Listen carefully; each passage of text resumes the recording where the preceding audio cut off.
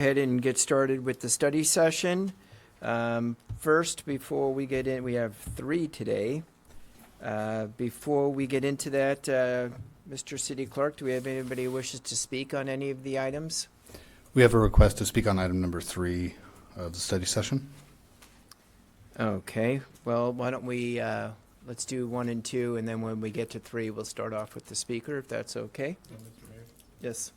Yeah, you might want to say if there's any report out of closed session, or you do it We do that once the meeting. in the meeting. Sorry, okay. Yeah, thank you. Okay. Anybody else? Good? All right, let's go to number 1. Economic Development Plan Priorities, presentation by Omar Databoy, Community Development Director, Deputy City Manager. Welcome, Omar. Thank you very much, sir. I'll just be presenting a brief part of this, and I'll be... Hold on a sec. Is his mic on? I don't think his mic is on. Hello? There you go. Thank you. So, in the end of last year, November, we adopted an economic development action plan. As you recall, there were a number of action items as part of that plan. And subsequently, as part of the strategic plans, the City Council asked staff to look at the action items and then prioritize them.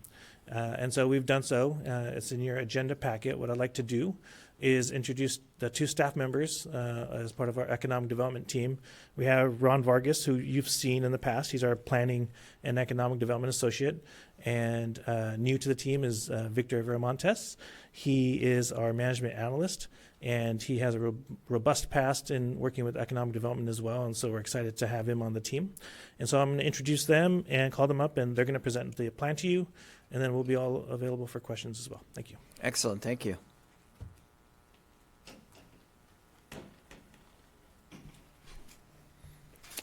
Good evening, Mayor, members of the council.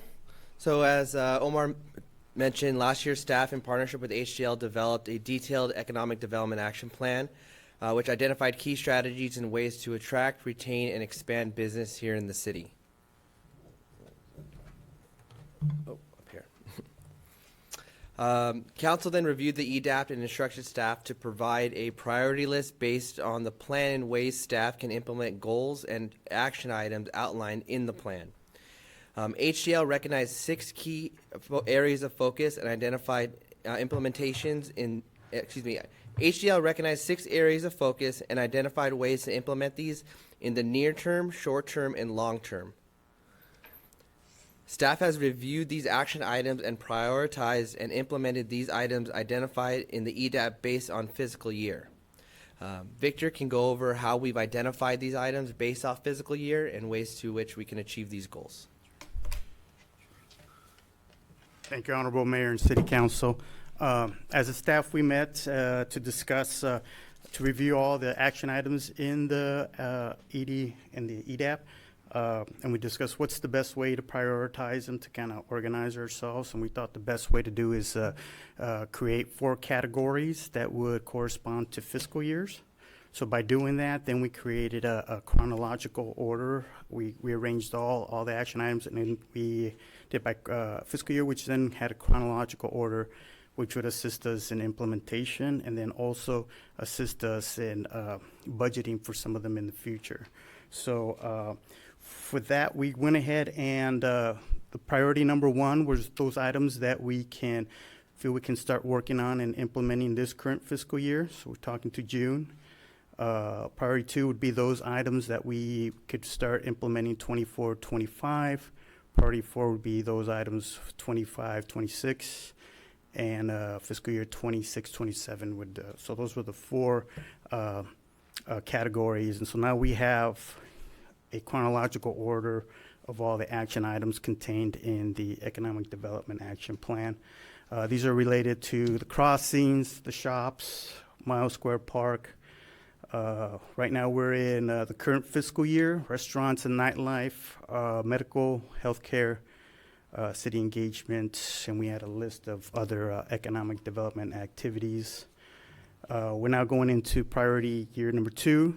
So this is going to be items we're looking at in fiscal year 24-25 and some more 24-25, 24-25. and then we start getting to fiscal year 3, which now fiscal priority list number 3, which now we're into fiscal year 25, 26. And so the categories are the same. We're just rearranging them. You know, it's the the ones that we talked about earlier. City Hall engagement, and then we get into fiscal year 26, 27. And then, so one of the attachments was actually a whole list on an Excel spreadsheet. So, you know, chronologically, we're going through the years, and so this will help us implement and kind of facilitate us kind of staying on top of these items. Victor, do you want to go back to the current fiscal year and kind of run by those bullet points that staff will be focusing on? Sure. You read Yeah. my mind. So I would just add, I think what we tried to do here is, especially in this fiscal year, there's not much time left, but some of the things you'll see are ongoing, but really it's concentrating on getting to know our shopping centers, making sure we have great data. So we've been going through and seeing where we have vacancies, the HDL study also had a list of businesses, retailers that are expanding, and so trying to connect those. We did a lot of that in San Diego last year as part of the ICSC conference in San Diego. And then also starting to work with some partners from Miles Square Park. You can see trying to get some information from the hotels, seeing if they are amenable to working with us and packaging some deals for all the folks that come to big events at Miles Square Park. See if I can go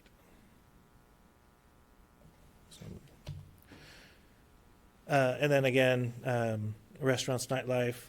So under there, you can see explore a possibility of night markets. What we've actually done is we're looking at something's called the Dreamers Market. It's a pop-up market that we've been meeting with. It's actually a really nice concept. They're looking at some sites in the city and days and times, and we're going to come back to you with some information about that. And then again, medical, similar. We're trying to identify those complementary uses. City Hall engagement. Victor's already started putting some information together, and Ron as well, about toolkits for businesses. When that Rite Aid closed down because it was so quick, as an example, normally they would go through a process and get information, and the employees would get resources pushed out to them. Victor recognized that that wasn't happening in this case, and so he matched them up with his resources. So a lot of those folks are, because it's a local store, it's a lot of Fountain Valley residents as well, and so that was a great resource that he provided to them. And so really, priority number one, things that we can do now, really getting our the information that we need that will, I think, grow later. And then priority number 2 next year, we'll be adding more, really telling our story, trying to go out to more businesses as they open, going more social media, telling a story on social media and those types of things. And then getting into more City Hall engagement, where we're adding liaisons to assist businesses and those types of things. And so, and then 3 and 4 are longer term projects, looking at specific plans, crossing specific plan. We're going to work with developers now to see what they need in terms of making that specific plan possible. But those changes may come a little bit down the road because that takes a little bit more time, a little bit more effort. So really, it's those longer effort things would take a little bit longer for us. Okay, you mentioned, Victor mentioned the spreadsheet. I believe that's part of the agenda, which way more detail than what you're showing us here. So I would recommend to the public, if you want to go to the city website under government and city council under agendas and download it, you could see it's pretty detailed. You guys spent a lot of time and effort on that, and it's appreciated. So I'd recommend those who want to see it go to the city website. It'll be listed there. Yes. And there's even, our spreadsheet has a little bit more data on it. We've already started implementing. We've assigned certain action items to staff, and so they're already working on a number of things as well. But we want to make sure that we're on the same page as city council and the community in terms of setting our priorities. And so we want to make sure that we're on the same page and we're not getting too far ahead of ourselves or concentrating on something that, or not concentrating on something that you think it should be pulled forward now. Gotcha. Okay. And then thank you too, Victor, for being proactive and going out to the Rite Aid employees. I thought that was, I saw that, and I thought that was a great touch on your part. So appreciate that. Any other council members have comments on Councilman Harper? So I have a question. So I saw you have the success metrics over to the right.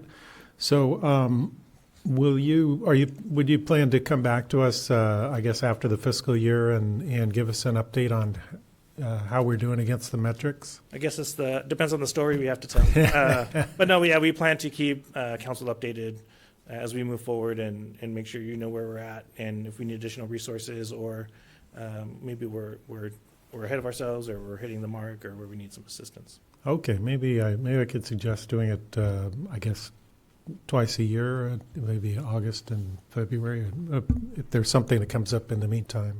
Yeah, I think the next good marker would be, so if you're in a concurrence with, say, priority number 1, then once the fiscal year ends, we'll gather the data and bring it forth, and hopefully by August, I think, is a good time period, and then we'll do the same thing as we move forward. Yeah, okay. Yeah, okay, thank you, Omar. Again, the detail on the agenda, the detail on the agenda is pretty good, and I think it's a lot like our strategic planning, where we could maybe assign dates, who's responsible, and bring it back, as Councilman Harper says, and let's grade ourselves and see how we're doing against the plan. All right, anything, Councilman Cunneen? Mayor, I just had a couple thoughts. So I think this is organized into 7 key focus areas. I think that's the way I count it. Maybe one thought might be to put into some of these ideas some infographics and the use of color. It's always very helpful to kind of organize themes also graphically as well as in words. And then I've been kind of thinking about when we say tell our story, I think that's an important piece that we should all participate in. I mean, we're a 67-year-old city, a couple years after Disneyland was opened. I mean, what is our story? And I'd be curious to develop that, because if that's rolled into our economic development, then there's that much more emphasis, there's that much more excitement that I think will pick up in the industry, and they'll kind of gravitate towards that. So just some thoughts. I like it. Okay, anybody else? If not, thank you, guys. We'll go on to item number 2. Best practice for a multi-year systemic approach to program and fund building maintenance needs for city facilities. Presentation by Scott Smith, our Public Works Director. Welcome, Scott. Thank you.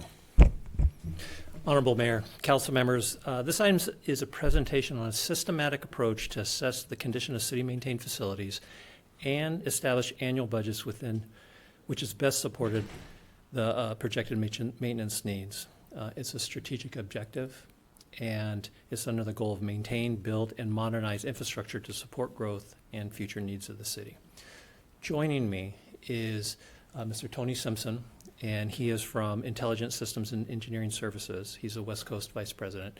He's going to do a presentation to give some background on some best practices. So, Mr. Simpson. Thank you, Scott. Honourable Mayor and Council, thanks for letting me present this evening.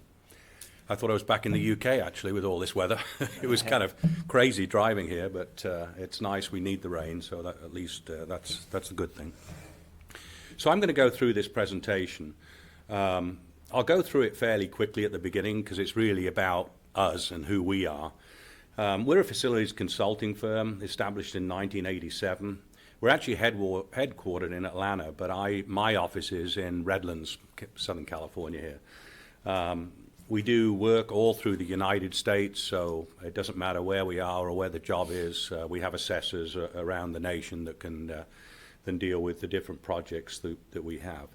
We were founded to provide facility condition assessments, and that's our core business.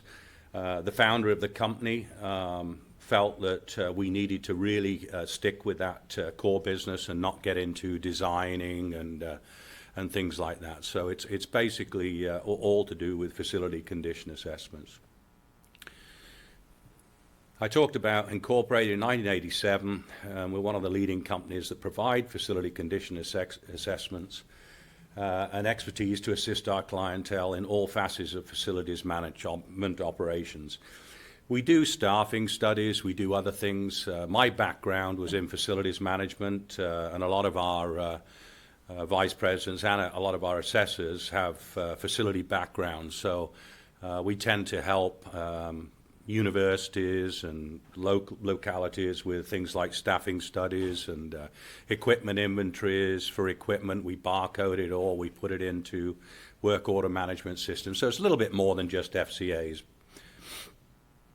You can see on this graph some of the things we do. We do facility condition assessments. We also do infrastructure assessments, operation and maintenance programming, organizational analysis, equipment inventory, and ADA barrier removal plans.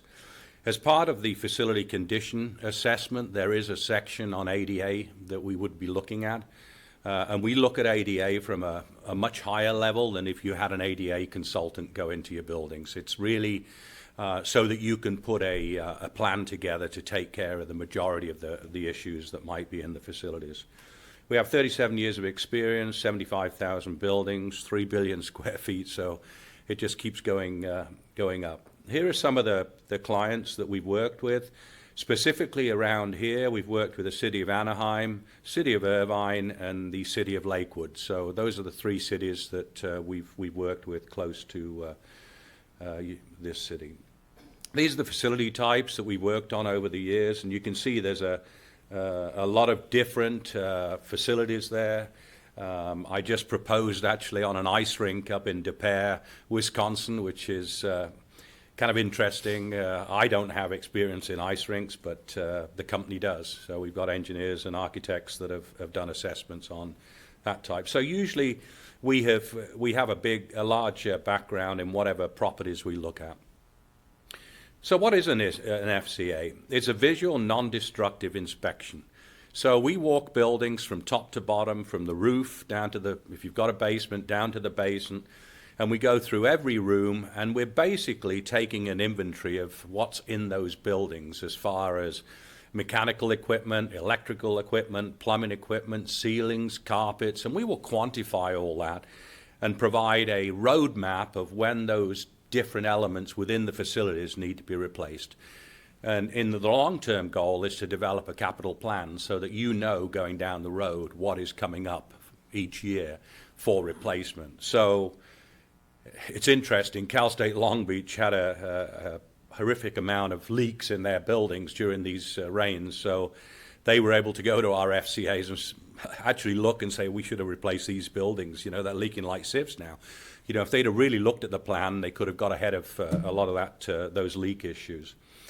We identify current and projected needs. So current needs might be, I kind of often use this analogy, but if a maintenance person accidentally hits the side of a building, you've got an immediate need to fix that building. So that would be what we call a non-recurring need. It gets fixed once, and then eventually it'll go into its life cycle.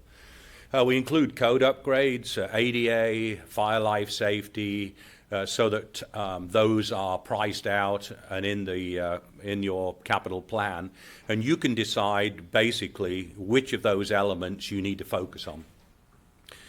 Our needs are prioritized and have estimated costs. Our estimates are basically based on RS means, but also 37 years of experience. So it's not just RS means, but our in-house estimator basically uses a lot of the RS means items. But if you were replacing an air handler on a roof, you wouldn't just look at RS means to replace that air handler. There are lots of other things to go into that equation when you replace an air handler. You might have roof penetrations to deal with. You could have speed drives you've got to add. There's all sorts of different things, so that would be within our priced items. So when you replace that air handler, most of the items that you would need to replace that air handler would be in that estimate. So we prioritize renewal needs with cost estimates. We provide a detailed life cycle inventory of cyclical renewable components. Every component of a building has a expected useful life. So if you've got a roof, could have an expected useful life of 30 years. If you've maintained it well over the 30 years, it might go for 40 years. And our assessors will make a judgment on the condition of the roof when they look at it to see if they need to extend that life cycle. We also help you make decisions on whether you need to renovate or in some cases, demolish a building and build new. Certainly with a lot of our university clients, they're making buildings last forever as best they can, but ultimately they're paying the price for keeping those old energy inefficient buildings going. We provide a centralized database that allows you to see the big picture. So, Scott and his team would be able to produce a capital plan for the next 5 years, 10 years, however many years he would see fit. That is free for the first year, so you get that with our assessments. And then after the first year, I don't remember what we quoted, it's probably something like $3,000 to keep it going. A lot of our clients like to keep it going because they like to update it themselves rather than have us come back and update it. And by updating it, if you replace a roof, you have to go into the database and put, now this roof's 2024. And then you have to pick the type of roof that you put on. If you've got a built-up roof and you've changed it to a single membrane, you need to change that in the database because it's got a different cost model. So it acts as a roadmap for current and future spending, identifies critical building failure points, and helps justify your budget. And that's the big thing. It's justifying your budget. Why are we spending this money and what do we need to spend it on?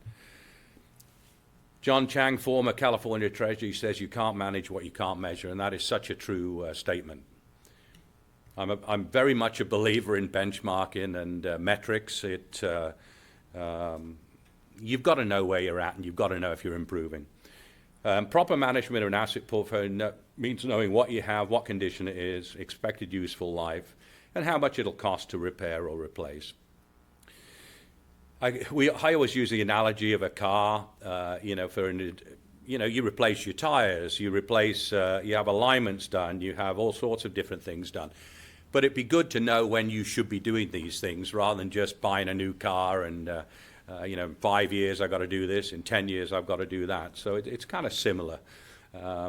Certainly I use the car analogy when quite often architects will value engineer a building, and what they usually do is mess with the HVAC, electrical and mechanical, which is the engine of a car. So I kind of look at it that way and say, it'd be better if you didn't mess with the engine, but it gets down to repair or replace. So a primary goal of an FCA is to generate data to help you support your decisions.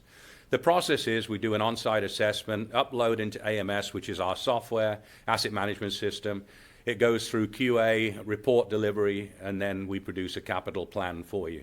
The systems we look at are the side, exterior, interior, ADA, health, fire life safety, HVAC, electrical, plumbing, and vertical transportation. Summary of findings, when we finish the assessment, you will get a total deferred recurring needs projected. We call it deferred renewal rather than deferred maintenance. And I was a facilities management manager for many years, and my boss used to tell me, well, why haven't we done the maintenance? And I said, it's not the maintenance, it's deferred renewal. We've deferred replacing things. We're maintaining the heck out of our buildings because they're still running, but everything's out of date. The non-recurring projects are things like ADA, one-time items that you have to do, and then your projected is what's coming up in the next 10, 20, 30 years. Benchmarking gauges building performance. So we'll give you a list of your buildings, and there will be some metrics in there where you can compare that to other cities if you want. You could compare them against Anaheim. You can compare them against cities across the country. These metrics we have what's called an FCI and an FCNI. FCI is Facility Condition Index, which is deferred maintenance divided by current replacement value, and FCNI is all needs, non-recurring and recurring, divided by current replacement value. We look at energy conservation measures, so we'll look at low-cost, no-cost type energy, and we'll do a very, very high-level preliminary energy audit. So we're looking at facilities to bring them back up to standards and conditions that they should be in, enhancing user safety and mitigating liability. A lot of that might be ADA. It might be some of your roofs that don't have guardrails around the roofs and things like that. So we'll identify those and put costs in those, and you can then decide whether you have the funds to do that. So what kind of need is it? We have two needs. Recurring needs are everything that's on a life cycle. So at the end of 30 years, probably your roof needs replacing unless you've been maintaining it really well. That will be a recurring need. Non-recurring needs are what I've mentioned before, ADA, fire life safety, things that generally have changed because of the code changes. Pricing renewal needs, we have an in-house cost library. It's embedded into our software. So when you get our software, you get all the cost library as well. So if you wanted to know what we've allowed for the cost per square foot of carpet tile, it would be in there. And you can then look at all those different costs. We do use RS means, but as I said, we've developed that library over many years and enhanced it. So establishing current replacement values, we take the base building, we look at the city cost indexes, we look at construction markups, professional fees. We would discuss these with you before we put those into the database to make sure that we've got those fees correct. We include the demo of the building on the site it's at, the size of the building, and situational, where that building is would have an effect on rebuilding it. I mentioned the facility condition index, and you can see there that if you get a score of greater than 0.10, it's in poor condition. Fair is 0.05 to 0.1, and then good is less than 0.05. So there are some metrics that you will see by every building. The FCNI is all the needs, and again, we've got some metrics there: replace, poor, below average, fair, good, or excellent. So our deliverables, we can provide an individual building report for every building. I actually priced it two ways, providing reports and not providing reports, or just providing the database with all the data in it. So there's a little bit of a cheaper version if you didn't want the hard copy reports. The only difference between individual building reports is we wouldn't write an executive summary for each building. We would literally give you all the data in the building, all the photographs, all the data, the recurring need, everything would be in there except the mechanical system description or the electrical system description or the site description. Those don't go into the database unless you have a report. It's a customized FCA database, so we can make it to suit your needs. A lot of our clients change the names of their buildings, so we can go in and change those. Sometimes clients struggle with what the square footage of buildings are, so we have to sort that out before we start. And then our outputs, you can output from our reporting tool in Excel, PDF, whatever. Most of our clients will use Excel at this point.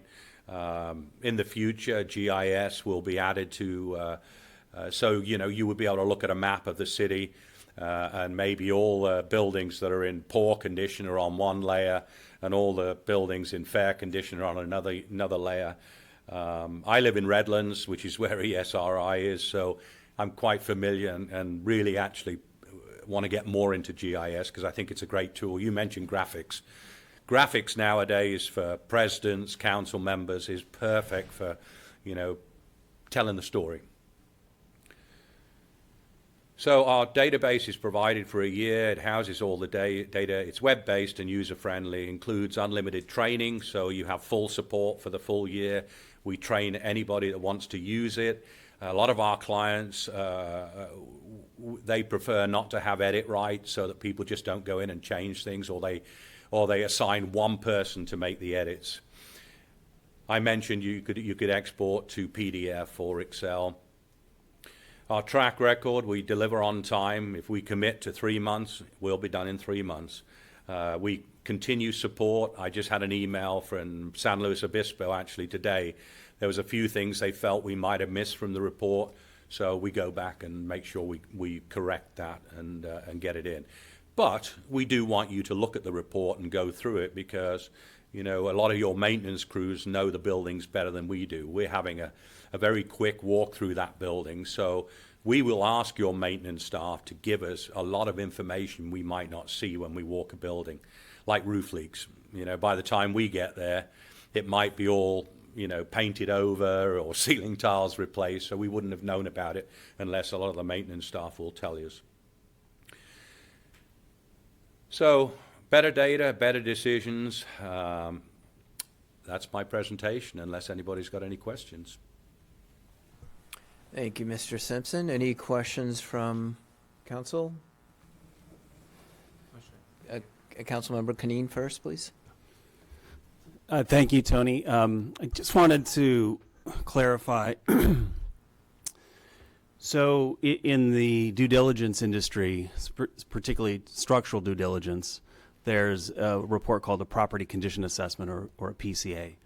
I think what we're talking about here is a facility condition assessment. Can you just describe the difference? Because there may be a little bit of confusion. Well, the property condition assessment is basically the same thing. It's a standard. We work to the ASTM 2015-18 property condition assessment standard. So there is a set standard that we follow for these assessments. Right. And as I said, it's a visual assessment. There's no testing, so we don't go in there test for asbestos or test for lead. You know, it's literally visual.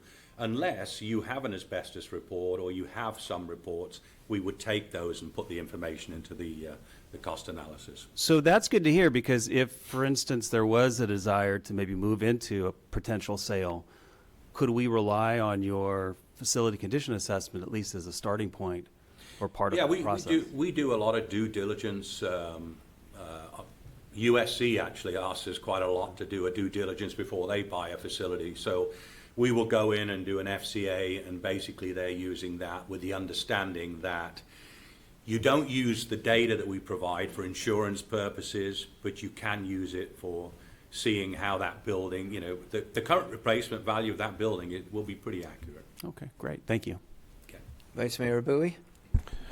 Thank you. Thank you, Mr. Simpson, for the report. I just have a few questions. First of all, I'm excited that staff has reached out, because this is something that I was looking for. In the past, I have asked for certain record, and currently the city doesn't have any system to be able to track down some of the record. And that's a little bit troubling, because not having that, it's difficult to predict years after years what are the future expense that's coming down the pipe as things fall apart. So the way I look at it is like we do it as we go. But having this software platform, we could ideally predict what is going to be the next 5 years based on certain condition that the report's coming back. Right. So it's much easier in terms of budgeting and manage the fund that we need to spend as a city. So I'm looking here. So based on your report, it looks like the cost will be approximately $200,000. Is that what it is I'm seeing here, or am I not reading this correctly? Well, let me see. Okay. So that wasn't, yes. He did a estimate for the facilities that's listed in there. We also have parks and some other items that need to be estimated. So I contacted the city of Irvine to see how much they paid to do some parks. So I didn't want to give you a value that was too low if we decide to analyze or to do an assessment of everything. So I'm giving you a value that I don't think it'll exceed beyond that, but I believe it'll be less than that. Okay, great. Thank you for that clarifications. So your program, you will provide the FCA, which is Facility Condition Assessment. In addition to that, we'll have the Asset Management System, which you touched on those points earlier.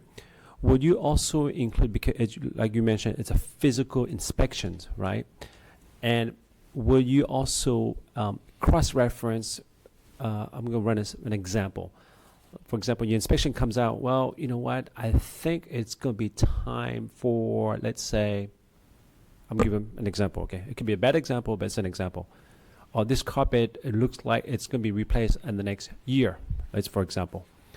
But according to the carpet manufacturer, when we buy the market, it has a 12 years warranty, but we have only for 5 years. So wait a minute. Are we going to be able to prorate that rather than say, oh, we need new carpet coming in, whether that carpet is normal wear and tear or, extremely, abused by the user, like for example. So how do you cross-reference that? So I want to see that. Well, when we give you this roadmap for replacing things, you have to look at that and decide whether you're going to replace that carpet or not. And how I describe it to my clients is you do the replacements based upon liability or... So when you get a deferred maintenance list and you might have some carpet replacements on there may be a roof that's far more important than replacing the carpet. However, if you have a warranty on that carpet and it's not followed its warranty, then I would go back to the carpet manufacturer and said, hey, we got a 12-year warranty on this, but theoretically it still needs replacing. However, you might not have to pay for it, but you will have a cost if you get into a bit of a thing with a carpet manufacturer. At least you'll have a cost and you'll know what we have costed it out at to replace that carpet. Okay. I hope that explains. Yes, it I understand a now. little bit. Thank you. And your AMS system would be able to have an area where our staff will put, like example, they replace the carpet, and we update the date when the carpet was replaced, so we know the longevity of that carpet or whatever the needs to be replaced down the road. Do you have an area for us to input those data, to keep track those data for should something come back in the future? It's much easier for our staff to retrieve those data. Yeah, our database is, it's always live. So if you go into the database and you've replaced a section of carpet and you put the new square footage of carpet that you've replaced, the database will take care of the rest and tell you when the next sequence to replace the carpet will come up. Okay. Same with any component within the building. Okay, great. That answered my question. The last question for you is, I see your AMS software solution may integrate the GIS. Do we have a definite answer as how many percent? Because I understand the GIS system, it's a great system. It's very important. Not only can it be served for public facility, but it can serve for residential information as well. So do we know with certainty if we are able to integrate that system or not? We do know, I do know it's going to happen. I just don't know when. It's all about money. Yes. When the company can afford to implement. We are actually updating our software right now, and a new release is coming out this year. The next release will include GIS. So, and quite honestly, what it's cost us to upgrade our software this year, I think it shocked everybody. As you probably all know, with software, it's like an out-of-control train. When you're trying to update something, the costs just go crazy. But yeah, that is the plan. I just can't tell you when. And keep in mind, this is a broader conversation. We haven't selected ISES. Mr. Simpson's been kind enough to come down here. They're one of the recognized leading professionals in this arena. So wanted to have him here to be able to talk to you about the process. All right. Thank you, Mr. Simpson. The other thing quickly is the database will automatically inflate every year. Once we know what the ENR inflation factor is, we will put it into your database, all our clients, and all the costs automatically get inflated by that inflation factor. Over the last 3 or 4 years, those inflation factors have been crazy.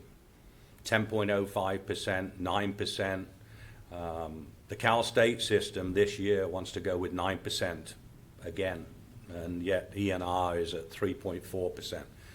So we've inflated the Cal State system 9%, and I think they're right, with the way costs are going right now. Okay, we have a question from Councilmember Constantine. Sure.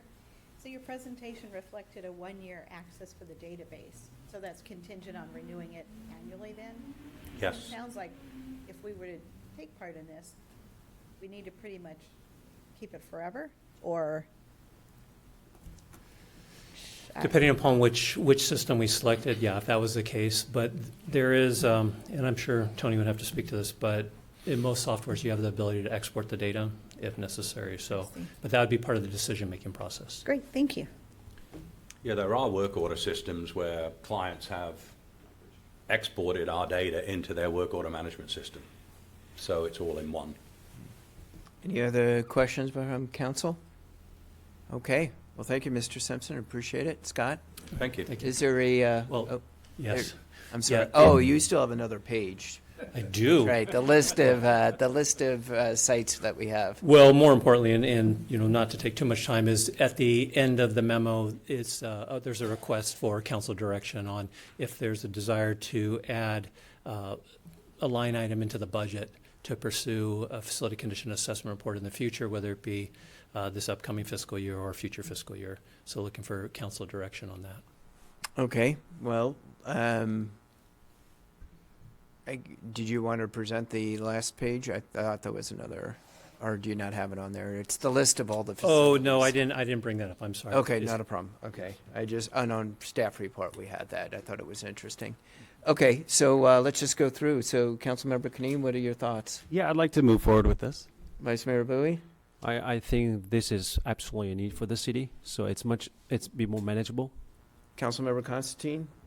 I like the idea. Are we thinking to check with other companies or? Yes. Okay, yes. thank you. We'll put an RFQ. Councilmember Harper? Yeah, I think this is a great idea. I'm sure Ryan will be happy to have this as support for the budget as well. Thanks. Yeah, and I'm in favor as well. Okay, I think you have direction that you need. Thank you. Wonderful. Thank you.